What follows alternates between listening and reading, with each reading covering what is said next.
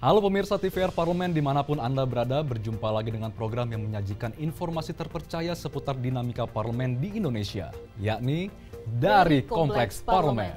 Selama setengah jam ke depan kami akan menyajikan berita seputar 3 lembaga legislatif yang ada di Kompleks Parlemen Senayan, yakni MPR RI, DPR RI, dan DPD RI. Bersama saya Kinanti Sekar dan rekan saya Zeubar, dan langsung saja ya Kinan dan pemirsa, berikut adalah beragam berita yang telah kami himpun dari Kompleks Parlemen.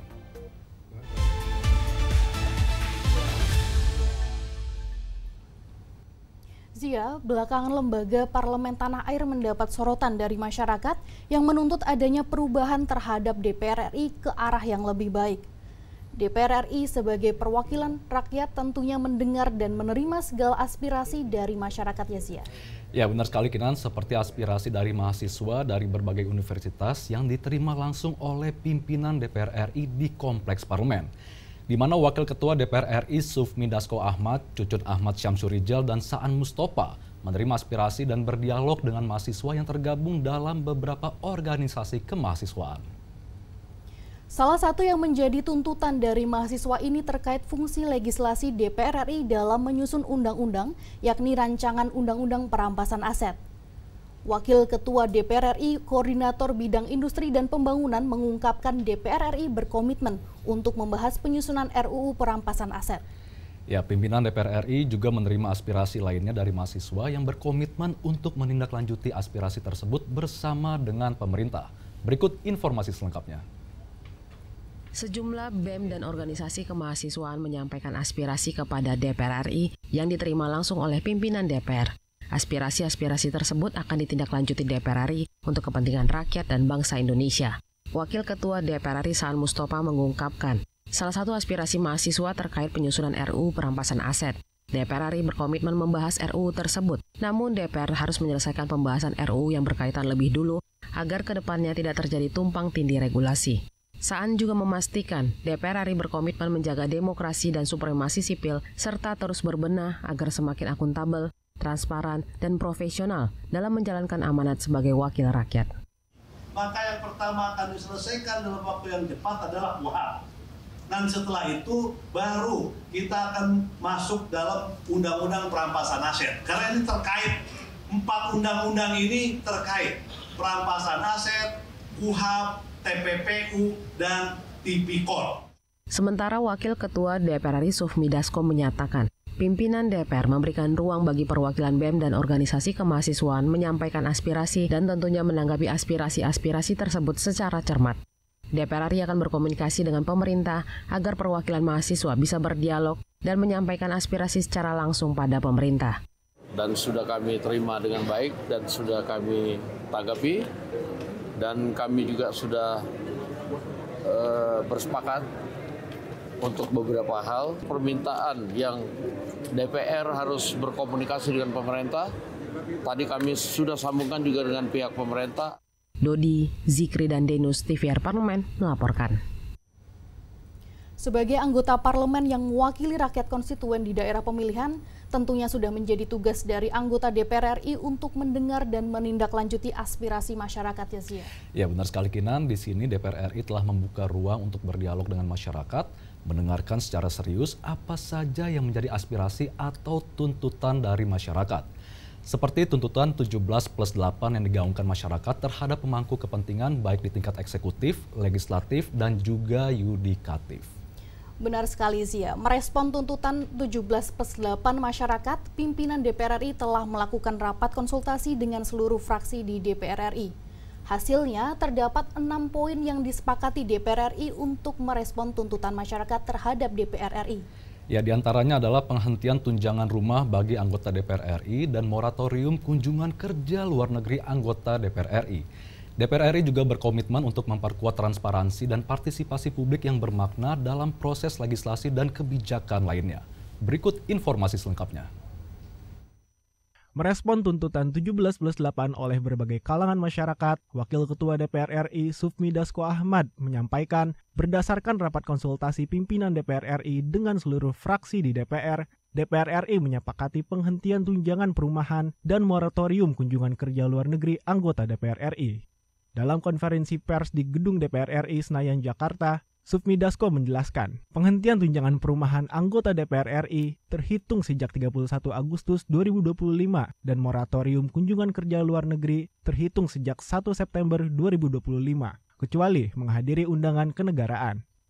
DPR RI menyepakati menghentikan pemberian tunjangan perumahan anggota DPR RI terhitung sejak tanggal 31 Agustus 2025. DPR RI akan memangkas tunjangan dan fasilitas anggota DPR setelah evaluasi meliputi biaya langganan, A. daya listrik, dan B. jasa telepon, kemudian biaya komunikasi intensif, dan biaya tunjangan transportasi.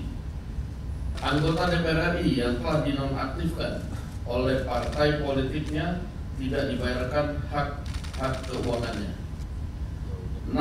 DPR RI akan memperkuat transparansi dan partisipasi publik yang bermakna dalam proses legislasi dan kebijakan lainnya.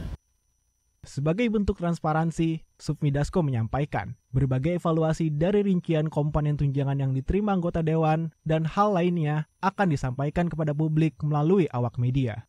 Zikri dan Yaserto Denus, TVR Parlemen melaporkan.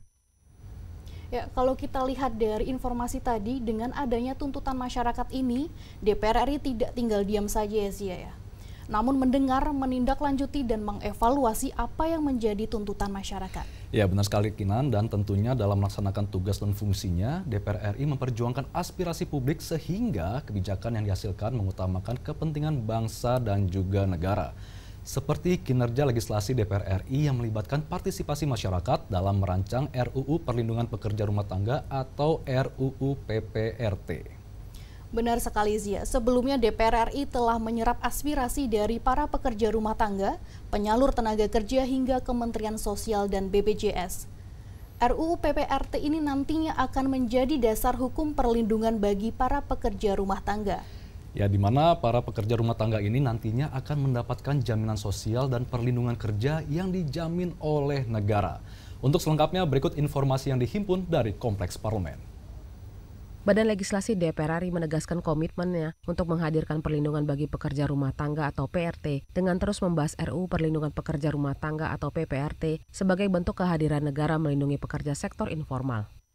Anggota Balik DPR Sely Andriani menyampaikan, DPR RI berupaya bisa secepatnya mengesahkan RUU PPRT sebagai hadiah bagi PRT yang selama ini luput dari perlindungan hukum. PRT memiliki peran dan kontribusi besar terhadap kesejahteraan keluarga di Indonesia. Namun, posisi PRT masih rentan karena tidak diatur secara komprehensif dalam regulasi ketenagakerjaan. Melalui RUU PPRT, diharapkan hak-hak dasar PRT, termasuk jaminan sosial dan perlindungan kerja, dijamin negara. Sely juga mendorong keluarga PRT ikut memperoleh akses bantuan sosial seperti program Keluarga Harapan dan bantuan pangan non-tunai. Mudah-mudahan di masa persidangan ini kita bisa menjadikan hadiah untuk masyarakat, terutama pada pekerja sektor informal, terutama pekerja rumah tangga. Yang menyangkut dengan hak PRT mengenai jaminan sosial kesehatan, jaminan ketenagakerjaan yang menyangkut dengan hak para pekerja, tentu menjadi kewajiban di mana negara hadir memberikan perlindungan kepada PRT. Dan tentu di luar itu semua kami juga menganggap bahwa PRT juga berhak mendapatkan jaminan-jaminan sosial lainnya. Sely Andriani mengajak masyarakat sipil, akademisi, dan kelompok pekerja terus memberikan masukan dalam setiap tahapan pembahasan RUU PPRT agar membuat RUU PPRT lebih komprehensif dan menjawab kebutuhan nyata para PRT. Hal ini juga merupakan komitmen transformasi DPR menuju lembaga yang transparan, akuntabel, dan partisipatif. Bari Ramadana, TVR Parlemen, melaporkan. Yakinan memang sudah seharusnya para pekerja rumah tangga ini mendapatkan perlindungan sosial nih. Karena pekerjaan sebagai PRT ini memang rentan eksploitasi maupun kekerasan. Benar sekali Zia, padahal pekerja rumah tangga ini punya peran penting di rumah. Dari menjaga kondisi rumah nyaman dan bersih hingga membantu merawat anak-anak. Maka dari itu tentunya harus mendapat perhatian dan perlindungan. Setuju sekali Kinan, dan pemirsa, usai jeda berikut ini akan kami hadirkan informasi seputar Dewan Perwakilan Daerah. Untuk itu tetaplah bersama kami di TVR Parlemen.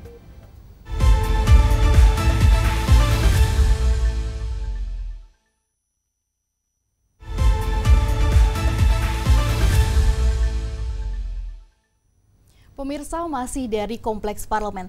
Tadi kita telah menyaksikan berbagai informasi menarik dari DPR RI. Kini saatnya kita simak berita seputar lembaga DPD RI. Ada kabar menarik apa nih dari DPD RI, Zia? Ya baik, Kinan, berita pertama DPD RI datang dari sidang paripurna DPD RI yang telah mengesahkan pimpinan alat kelengkapan untuk periode masa sidang 2025-2026. Ada sedikit berbeda nih dengan DPR RI. Kalau alat kelengkapan di DPR RI namanya komisi, nah kalau di DPD RI disebut dengan komite. Benar sekali, Zia. Pemilihan pimpinan alat kelengkapan di DPD RI ini dilakukan berdasarkan keterwakilan subwilayah keanggotaan DPD RI. Untuk lebih lengkapnya, berikut informasi yang kami himpun dari DPD RI. Dewan Perwakilan Daerah Republik Indonesia telah mengesahkan pimpinan alat kelengkapan DPD RI untuk tahun sidang 2025-2026. Berbeda dengan DPR RI, rapat pemilihan alat kelengkapan DPD RI dilakukan di rapat pleno masing-masing alat kelengkapan dengan mendasarkan pada keterwakilan subwilayah keanggotaan DPD RI. Pemilihan dilakukan dengan tertib, lancar, dan demokratis, dipimpin langsung oleh Ketua DPD RI Sultan Baktiar Najamuddin dan para Wakil Ketua DPD RI GKR Hemas, Yoris Raweyai, dan Tamsin Lindrung. Demikianlah komposisi pimpinan alat kelengkapan DPD RI yang telah terpilih dan diputuskan dalam rapat pleno di masing-masing alat kelengkapan DPD RI. Apakah pimpinan alat kelengkapan DPD RI tahun sidang 2025-2026 tersebut dapat disetujui? Sultan berharap bahwa pimpinan alat kelengkapan yang telah terpilih dapat segera bekerja secara kolektif kolegial dalam melaksanakan fungsi konstitusional DPD RI untuk memperjuangkan aspirasi dan kepentingan daerah. Pada sidang paripurna DPR RI tanggal 15 Agustus 2025 yang lalu, pemerintah telah menyampaikan RUU tentang APBN tahun anggaran 2026 beserta nota keuangannya dan dokumen pendukungnya untuk dibahas sebagai pertimbangan DPD. Selanjutnya berdasarkan ketentuan pasal 61 ayat 4 huruf C Peraturan DPD RI nomor 2 tahun 2024 tentang tata tertib bahwa lingkup tugas Komite 4 antara lain memberikan pertimbangan atas RUU tentang APBN sebagai pelaksana fungsi anggaran.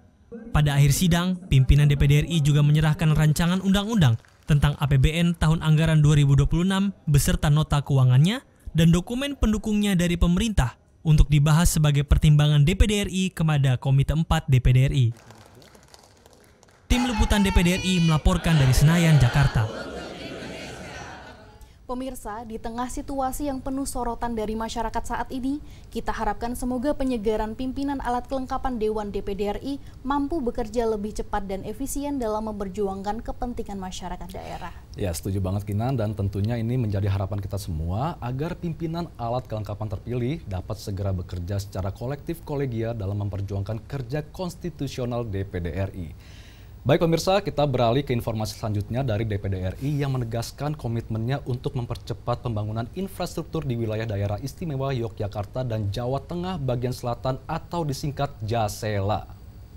DPD RI menggelar rapat kerja dengan Menteri Koordinator Infrastruktur dan Pembangunan Kewilayahan Agus Harimurti Yudhoyono bersama dengan para kepala daerah di wilayah DIY dan JASELA yang mencakup Banjarnegara, Purbalingga, Banyumas, Cilacap, Kebumen, Purworejo, dan Wonosobo. Agenda tersebut membahas isu pemerataan ekonomi, peningkatan konektivitas, dan penguatan ketahanan pangan nasional. Di sini Wakil Ketua DPD RI Gusti Kanjeng Ratu Hemas pada forum tersebut menekankan keberhasilan pengembangan wilayah DIY dan JASELA sangat memerlukan sinergi lintas sektor. Baik dari pemerintah pusat, pemerintah daerah, BUMN, dunia usaha, akademisi, hingga masyarakat sipil. Untuk selengkapnya kita simak bersama liputannya. Dewan Perwakilan Daerah Republik Indonesia menegaskan komitmennya untuk mempercepat pembangunan infrastruktur di wilayah daerah istimewa Yogyakarta dan Jawa Tengah Selatan sebagai pengungkit pemerataan ekonomi, peningkatan konektivitas, dan penguatan ketahanan pangan nasional. Pada acara rapat koordinasi dan konferensi dalam rangka pembangunan infrastruktur yang berfokus pada wilayah DIY dan JASELA bersama Menteri Koordinator Infrastruktur dan Pembangunan Kewilayahan Agus Harimurti Yudhoyono. Wakil Ketua DPD RI Gusti Kanjeng Ratu Hemas menekankan bahwa pembangunan infrastruktur harus menjadi instrumen pemerataan kesempatan dan penguatan sektor strategis daerah. Dewan Perwakilan Daerah ini betul-betul mencoba untuk membuka bagaimana infrastruktur itu bisa terbangun supaya pembangunan ekonomi yang bisa keluar. Seperti yang tadi disampaikan oleh Gubernur DIY, bahwa jalan tol yang bisa menembus dari selatan ke utara, supaya hasil daripada hasil pertanian yang ada di sekitar Jawa bagian selatan itu bisa keluar untuk bisa berjalan memasarkan keluar. Mengapresiasi langkah yang dilakukan oleh DPD RI dalam pengembangan kawasan DIY dan Jasela, Menteri Koordinator Bidang Infrastruktur dan Pembangunan Kewilayahan, Agus Harimurti Yudhoyono, siap untuk berkolaborasi dalam pembangunan kawasan tersebut. Menurutnya, DIY dan Jasela memiliki potensi yang besar, tetapi tidak dapat dioptimalkan karena masalah keterbatasan konektivitas. Tentu dalam kapasitas saya selaku Menteri Koordinator Bidang Infrastruktur dan Pembangunan Kewilayahan menyambut baik inisiatif dari DPD RI untuk menghadirkan sinergi dan kolaborasi. Dan ini seringkali kita sampaikan di berbagai kesempatan bahwa memang kunci dari keberhasilan pembangunan semua sektor, terutama infrastruktur, adalah jika bertemunya cita-cita, artinya visi misi Presiden Prabowo Subianto dengan yang menjadi agenda prioritas yang juga diusung oleh para pemimpin daerah, baik tingkat provinsi maupun kabupaten kota. Menutup pertemuan, GKR Hemas melihat keberhasilan pengembangan wilayah ini memerlukan sinergi lintas sektor antar pemerintah pusat, daerah, BUMN, dunia usaha, akademisi, hingga organisasi profesi dan masyarakat sipil. Tim Liputan DPD RI melaporkan dari Senayan, Jakarta. Setelah kita simak bersama, kawasan DIY dan Jawa Tengah bagian selatan ini memiliki potensi menjadi model kawasan terintegrasi berbasis pertanian, maritim, dan pariwisata. Tentunya potensi yang sudah ada ini harus dikelola dengan baik. Benar sekali, Zia. Melalui koordinasi para pemangku kepentingan, diharapkan mampu menghasilkan kolaborasi konkret yang berdampak langsung pada pembangunan kawasan DIY dan Jasela. Baik pemirsa, berita selanjutnya datang dari Ketua DPD RI yang menerima kunjungan Menteri Luar Negeri Republik Belarusia. Kunjungan ini merupakan upaya penguatan hubungan bilateral antara Indonesia dan Belarusia di berbagai sektor strategis, terutama di sektor pertanian. Belarusia merupakan mitra penting Indonesia di kawasan Eurasia, sementara Indonesia juga merupakan mitra strategis bagi Belarusia untuk menjangkau kawasan Asia Tenggara. Ya, tepat sekali. Kemitraan tersebut diantaranya adalah kemitraan di bidang investasi, perdagangan, teknologi, pertahanan, dan pertanian. Berikut liputan selengkapnya. Ketua Dewan Perwakilan Daerah Republik Indonesia Sultan B. Najamuddin melakukan pertemuan dengan Menteri Luar Negeri Republik Belarusia Maksim Ryzhenkov. Pada pertemuan itu, DPD RI membicarakan pentingnya peningkatan kerjasama strategis antara Indonesia dengan Belarusia di bidang teknologi pertanian. Sultan menyebutkan keterlibatan setiap elemen negara untuk menyukseskan agenda kemitraan strategis ini sangat penting, termasuk kerjasama antar parlemen senat kedua negara. Di tingkat kepala negara atau kepala pemerintahan dan ketua senat, hubungan negara kita sudah sedemikian erat. Ini menandakan pentingnya Belarus bagi Indonesia sebagai gerbang masuk ke Eurasia dan pentingnya Indonesia bagi Belarus sebagai gerbang masuk ke ASEAN. Selain sebagai sahabat seperjuangan dalam forum-forum internasional. Nah, tinggal sekarang kita mengisinya dengan interaksi yang lebih substansif, baik di bidang politik luar negeri maupun kerjasama investasi, perdagangan, dan juga kerjasama teknologi dan pertahanan. Kemitraan bilateral ini berfokus pada sektor pertanian yang bertujuan untuk mengimplementasikan tujuan prioritas negara, yaitu salah satu asta-cita Presiden Prabowo Subianto untuk mencapai swasembada pangan dan energi. Pada pertemuan tersebut, Menlu Belarusia menyatakan dukungan peningkatan kerjasama dengan Indonesia, khususnya untuk bisa mengadaptasi teknologi pertanian yang mereka miliki. We of course we consider parliamentary dimension like a key key instrument and realizing all our ideas which elaborated by executive bodies of our countries. And we hope that in nearest future some delegation from your parliament will visit Belarus in order to discuss all the question of mutual interest and to sign an agreement about the cooperation between the parliament of two countries. Menutup pertemuan, Sultan berpesan kepada Belarusia untuk ikut serta dalam usaha menurunkan tensi perang antara Rusia dan Ukraina agar perdamaian di antara kedua negara yang sedang bertikai segera tercapai. Tim Liputan DPD RI melaporkan dari Senayan, Jakarta. Ya, dalam waktu dekat ini, Kinan, Belarusia akan menjadi tuan rumah Konferensi Ekonomi Internasional, di mana di forum ini nanti rencananya Belarusia akan mengusulkan topik khusus, salah satunya tentang penguatan hubungan ekonomi dengan negara-negara mitra strategis termasuk Indonesia. Betul, semoga kemitraan strategis ini kedua parlemen negara dapat mendorong hal-hal positif juga untuk membangun kedua negara ya Sia. Ya, setuju sekali Kinan, dan pemirsa, usai jeda berikut ini kami akan hadirkan kembali informasi seputar Dewan Perwakilan Rakyat Republik Indonesia. Sesaat lagi, tetaplah di TVR Parlemen.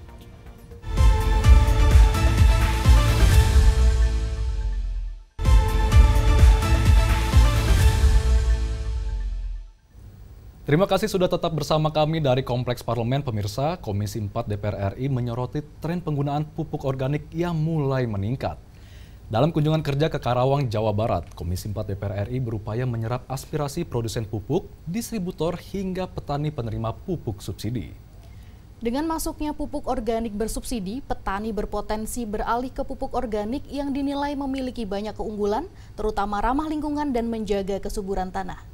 Untuk itu, Komisi 4 DPR RI meminta agar produsen pupuk menyikapinya dengan memperbanyak produksi pupuk organik. Di sini Komisi 4 DPR RI juga menekankan ketersediaan pupuk untuk pertanian ini penting demi mewujudkan swasembada pangan Indonesia. Selengkapnya mari kita simak informasi berikut ini.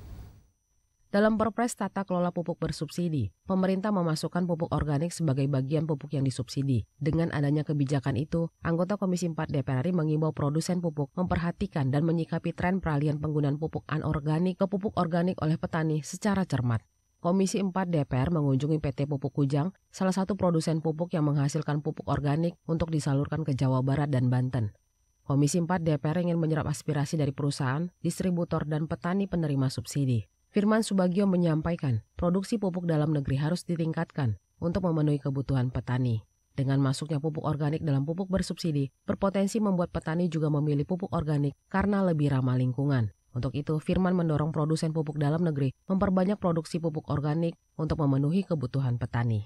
Sudah ada pergeseran-pergeseran, di mana di masyarakat global sudah tidak lagi mengkonsumsi dari hasil produksi pertanian yang menggunakan pupuk anorganik.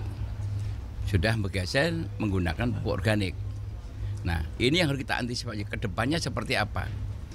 Roadmap-nya seperti apa. Ini harusnya muncul dari pemerintah. Karena pupuk Indonesia ini kan mayoritas kan sebagian besar kan hanya memenuhi kebutuhan daripada pupuk untuk kepentingan program-program pemerintah.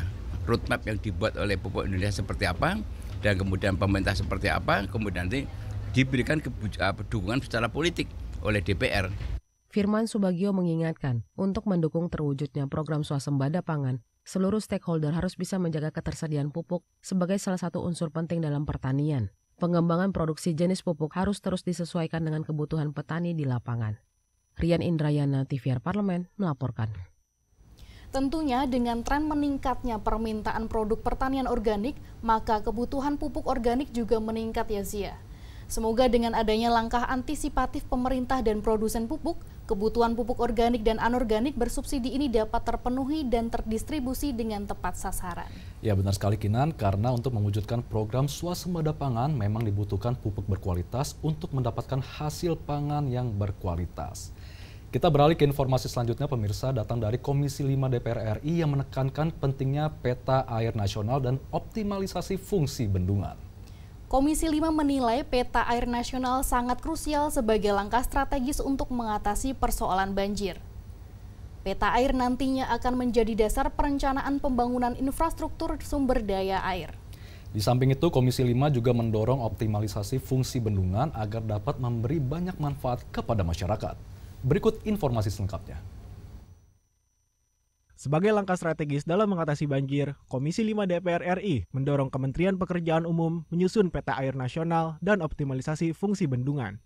Anggota Komisi 5 DPR RI, Muhammad Lokot Nasution, menekankan pentingnya penyusunan peta air Indonesia sebagai dasar perencanaan pembangunan infrastruktur pengelolaan sumber daya air. Lokot Nasution menilai keberadaan peta air sangat krusial agar perencanaan pembangunan bendungan maupun infrastruktur air lainnya dapat dilakukan secara komprehensif. Nah, kalau saya melihatnya lebih luas lagi, tadi saya sampaikan kepada Pak Direktur, kita harus membangun peta air Indonesia. Di Indonesia ini kita hanya memiliki bendungan kurang lebih 292 bendungan. Bandingkan dengan di Amerika, ada hampir 67.000 bendungan di sana.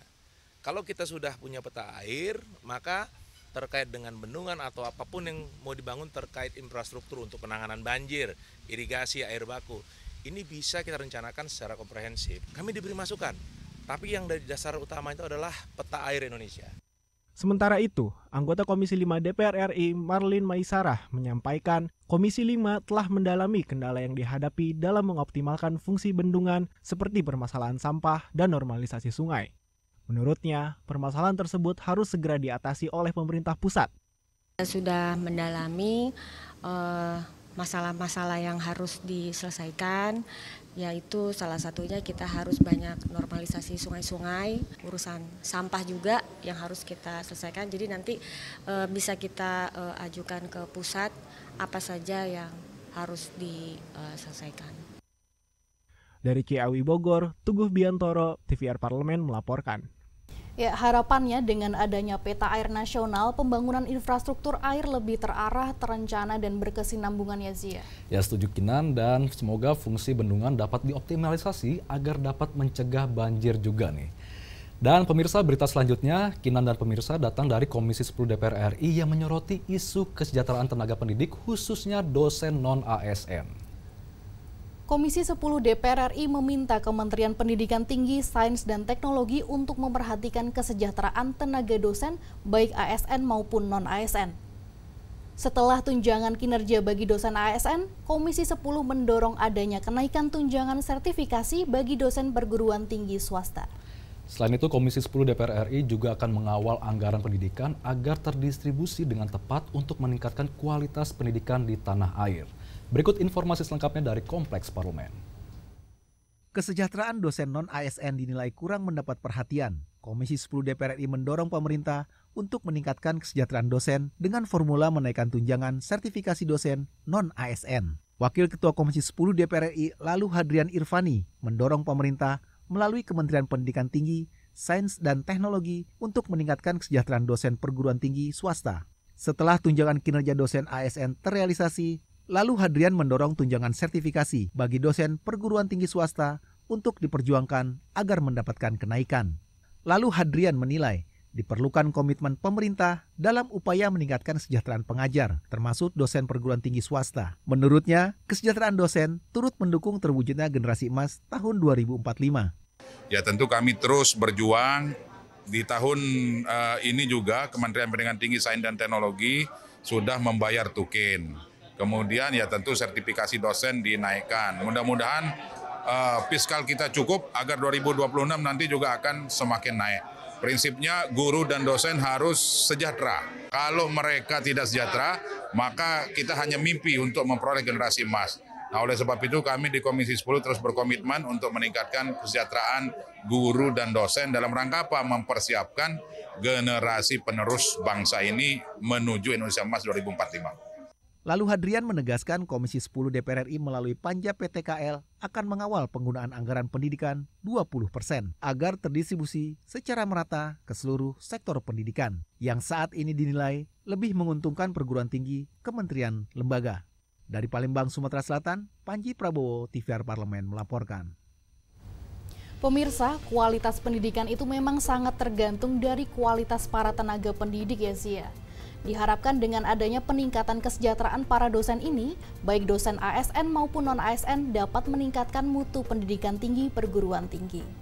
Ya, benar sekali Kinan, dan pendidikan yang berkualitas ini tentunya sangat dibutuhkan nih untuk mencetak generasi emas di tahun 2045 mendatang. Setuju sih ya. Pemirsa, informasi tadi sekaligus mengakhiri perjumpaan kita kali ini. Mewakili segenap kru TVR Parlemen dan DPD RI yang bertugas, saya Kinanti Sekar dan rekan saya Zeulbar pamit undur diri dari hadapan Anda. Sampai jumpa di episode selanjutnya yang membahas informasi akurat dan terpercaya seputar MPR RI, DPR RI, dan DPD RI. Hanya dari Kompleks Parlemen.